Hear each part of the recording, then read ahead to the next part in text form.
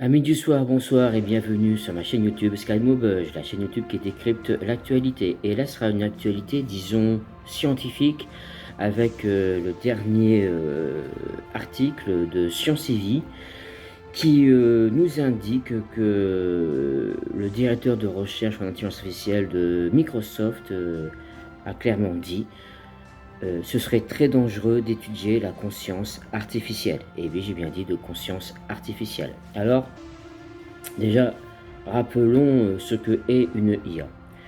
Une IA, c'est un cerveau électronique, mécanique, qui va calculer 1 milliard de fois beaucoup plus vite que celui d'un être humain, donc d'un cerveau biologique organique. La seule différence entre une IA et une intelligence naturelle, donc une intelligence humaine, c'est que l'être humain ressent des émotions, telles que l'empathie, la joie, la colère, la tristesse, la bonne humeur, et ainsi de suite. Alors qu'une intelligence artificielle ne ressent rien de ça. L'intelligence artificielle va surtout raisonner avec une extrême logique. Alors, pourquoi je parle de conscience artificielle? Parce qu'en fait, c'est simple. La prochaine étape de l'intelligence artificielle, c'est la super intelligence qui sera développée grâce à la technologie quantique. Car là, on va commencer à créer des IA quantiques. Et là, ce n'est plus du tout la même chose. Entre une IA robotique qui aura tendance à se répéter les mêmes actions qu'elle fait, entre guillemets, et à répondre avec une logique extrême, tout simplement, enfin, avec une logique, une IA quantique, elle va apprendre à mieux raisonner, mais elle va apprendre aussi à réfléchir et à prendre surtout des décisions d'elle-même.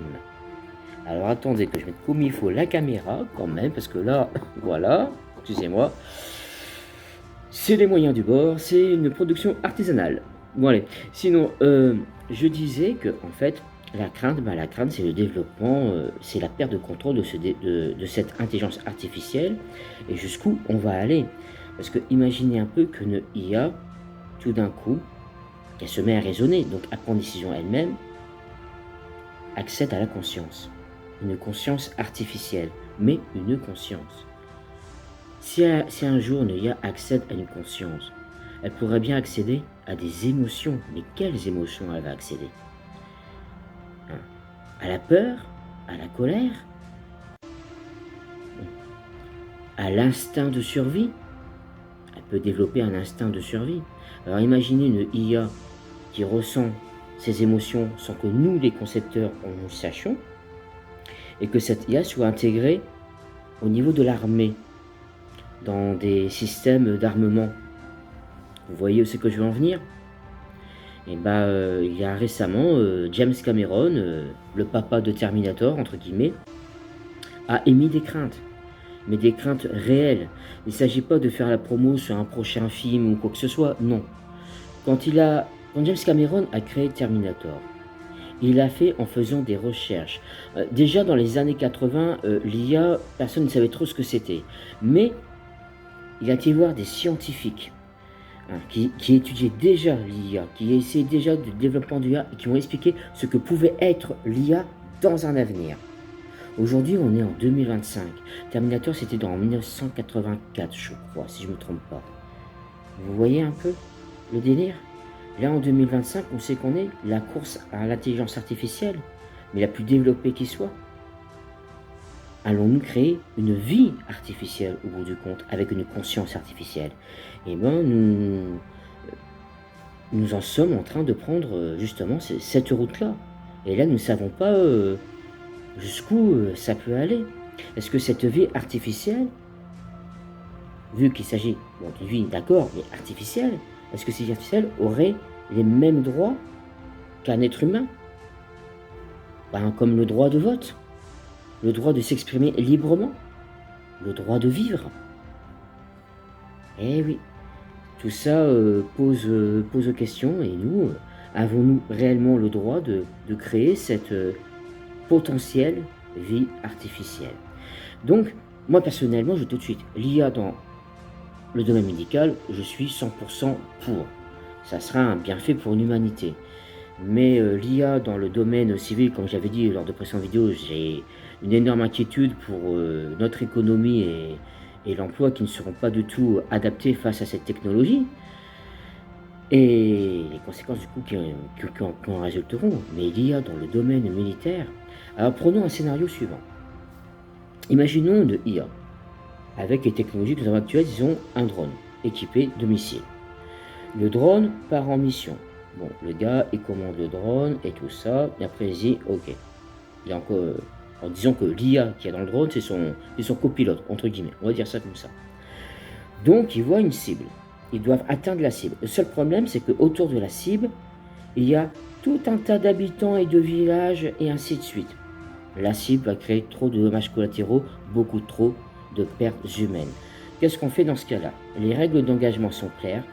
Si les dommages collatéraux sont supérieurs à l'intérêt d'atteindre la cible, c'est-à-dire les pertes humaines, trop de pertes humaines, dans ce cas-là, on est obligé d'abandonner la mission.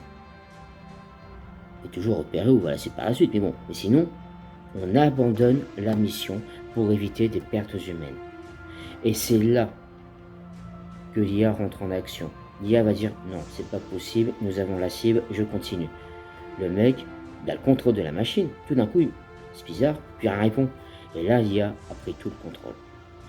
Donc, il va sur la cible. Il détruit la cible avec tous les dommages qu'il y a. C'est une catastrophe. 2 avions de chasse décollent en catastrophe pour essayer d'intercepter le drone au plus vite. Parce qu'il est équipé de pas mal d'engins. Ils essaient de choper le drone. Le problème, c'est qu'un avion de chasse, c'est entre-temps piloté par un être humain. Donc, le voile noir et tout ça, il est obligé de faire... alors que le drone piloté par l'IA, le drone, lui, peut faire ce qu'il veut, entre guillemets. Mais ils arrivent à atteindre le drone. Avec énormément de mal, ils arrivent à abattre le drone. Ils pensent qu'ils ont réussi à détruire le drone. Mais n'oubliez pas que l'IA, c'est un programme. Le programme, c'est secrètement téléchargé dans les appareils de bord de l'avion de chasse. Il reste silencieux, son instinct de survie, et pour ensuite se télécharger sur le réseau Internet. Et là, nous avons un système à la Skynet. Un système à la Skynet qui nous tombe dessus. Voilà l'une des craintes d'une IA militaire qui deviendrait incontrôlable parce qu'en fait, cette IA aurait accédé tout simplement à la conscience. Mais un accès à la conscience comme ça, la première chose que cette IA aura développée, c'est un instinct de survie, avec la peur et la crainte. Voilà pourquoi les scientifiques actuels comme Microsoft disent qu'il faudrait ralentir un peu, qu'il serait extrêmement dangereux d'étudier la conscience d'une IA. Et ça, je le comprends. Et il faudrait aussi écouter les mises en garde de James Cameron, parce que tout le monde dit que James Cameron, oui, mais lui, c'est quelqu'un qui réalise des films. Non, non. Il a réalisé Terminator, mais pour réaliser Terminator, il a dû aller voir des scientifiques et compagnie pour leur poser des questions sur le développement des IA.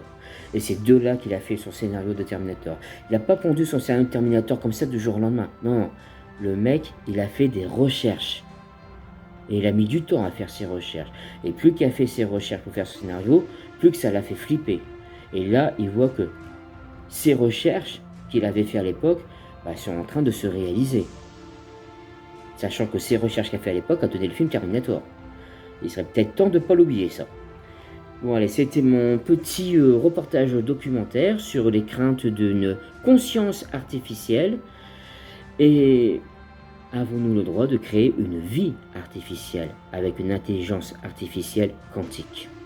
Allez, bonne journée à tous et bonne soirée!